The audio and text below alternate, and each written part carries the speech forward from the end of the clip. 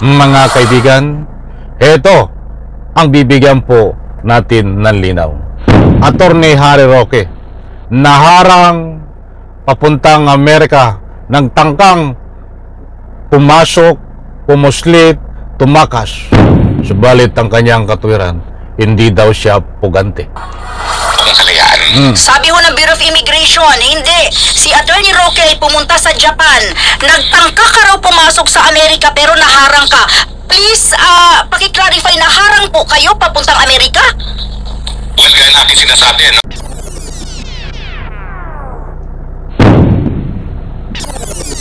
Alright, welcome back to my YouTube channel. I'm Andy's Vlog. Ako, pag-usapan po natin ito, mga kaibigan, dahil itong si Attorney Harry Roque ay nagsalita na ho.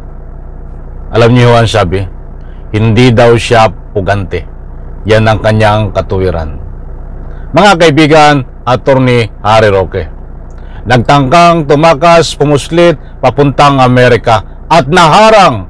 Mga kaibigan, hindi po yan fake news, mga mahal kong taga-subaybay. Dahil dito sa puntong ito, bibigyan po natin ng linaw at mismo galing ito kay Attorney Harry Roque. In connection sa pagkaharang niya, ang katuwiran niya ay hindi siya pugante. Ibig sabihin, nung hinarang siya papuntang Amerika, ay ang katuwiran niya ay hindi daw siya pugante. Ay ibabahagi ko po sa inyo ang resibo, katunayan na yan po ay may nagkumpirma na naharang si Attorney Harry Roque ng natangkang pumuslit, tumakas papuntang Amerika. Shoutout po sa lahat, mga kaibigan. Kapag mayroon po kayong pagkakataon, inaanyayahan ko po kayong patapusin, panoorin ang vlog na ito. At siyempre, kapag nagustuhan nyo, isang like ko sa video na ito, baka naman. Ito, at ibabahagi ko po sa inyo. Mantakin nyo. Dito sa ibabahagi ko na mula ho kay Attorney Harry Roque, mas mabuti ho na siya na ang magsalita. Para nang sa ganon ay marinig din ho natin ang kanyang panig. Hindi pugante si Attorney Harry Roque. Yan ang kanyang katuwiran. Naharang si Attorney Harry Roque diyan po papuntang Amerika. Subalit ang kanyang katuwiran ay hindi ho siya pugante. Mismo galing na ito kay Roque. Mga kaibigan, bago tayo magpatuloy, gusto ko munang kunin ang inyong panig, mga mahal kong taga-subaybay. Naniniwala po ba kayo dito sa sinasabi at katuwiran ni Attorney Harry Roque noon siya ay hinarang? Ang sabi niya ay hindi siya pugante. Nako ho, yan po sa comment section, inaanyayahan ko po kayo magbigay ng anumang public opinion. Eto! Shout out tayo. Ako'y nagpapasalamat na pagbigyan po tayo ni Attorney Harry Roque. Siya po'y nasa Viber. Attorney, live ka sa RMNDC XL Manila. Si Lourdes ito. Yes, Lord. Ayan si Attorney Harry Roque, live na live po. Buhat po dito sa DCXL News. Ayan ho, ilang oras lang po ang nakakaraan nito. Bibigyan po natin ng linaw itong pagharang kay Attorney Harry Roque na ang katuwiran niya ay hindi siya pugante. Ito po. Yes, magandang hapon sa iyo at magandang hapon, Pilipinas. Kumusta ka na? Okay naman po, nagpapapayat. Oo. Attorney, sandali ay at least galing sa'yo to. Sabi ni Senador Hontiveros ngayon lang sa report sa amin, pumunta ka pala ng Dubai noong December 8, lumipad ka patungong Shanghai at pumunta ka sa Macau. Kita nyo, Dubai, Macau, Shanghai ang pinuntahan ni Attorney Harry Roque ayon ho sa mainit na usapin na lumabas na balita, mga kaibigan. Ano po ang kaugnayan nito? At bakit po ito natatalakay, mga kaibigan? Alalahanin po natin, si Attorney Harry Roque ay may kaso po ito sa DOJ ng human qualified trafficking. At dalawa lang ang pamimilian nito na lumabas ang warrant of arrest kapag nagkaroon po ng probable cause. At hindi pa po ito ika nga ho'y nabibigyan ng resolusyon At abangan po natin kabang-abang yan po ay walang kaukulang pensya. Ngayon ho, mayroon na ang hinahabol naman siya ngayon ay mayroon po siyang warrant na galing po diyan sa Quadcom ng na-contempt na may kaugnayan sa Pogo. At sa puntong ito ay ipapaliwanag ni Roque itong kanyang salubin na hindi siya pugante. Yan ang kanyang katuwiran, kana kahit siya hinarang, ang sabi nga niya ay hindi siya pugante. Ito po. Well, ako po ay I will not react to that statement. Ang masasabi ko lang po, wala akong kaso sa hukuman. At dahil wala akong kaso sa hukuman, gaya ng sinabi po ni Secretary John de Grimulya, I am not a fugitive. No? I have the right to travel. Kahit saan ako pumunta, meron po akong kalayaan. Ayan, may kalayaan daw si Atty. Harry Roque na kahit saan pumunta mga kaibigan. Katuwiran niya po yun eh. Hindi na po tayo magtataka kung ganyan ang kanyang mga katuwiran dahil kahit anong sabihin ho nito. Mga kaibigan, alam ko ang maniniwala lang dito ay ang kanyang sarili at ang kanyang mga tagasunod.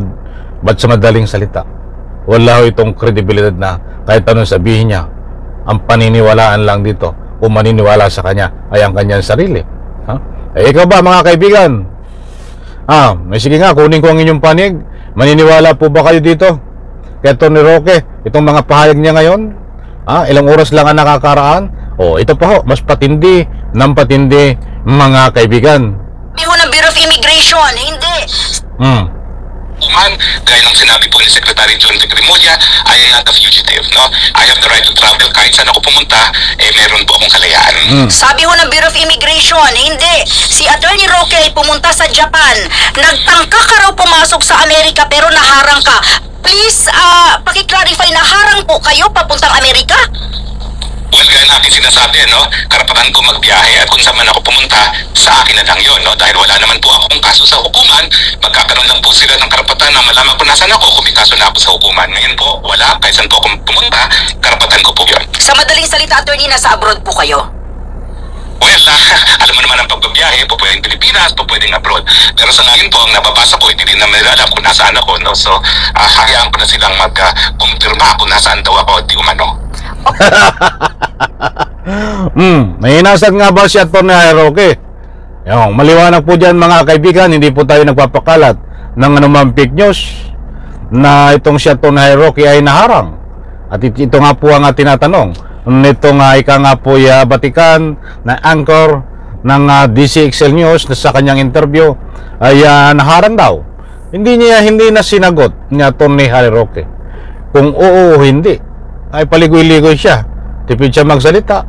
Mga kaibigan, ang sagot lang niya ay hindi siya pugante at may karapatan siyang mag-travel. Nako, ay sige nga. Ito pa. Pero kung wala po kayong kaso, attorney, bakit po kayo...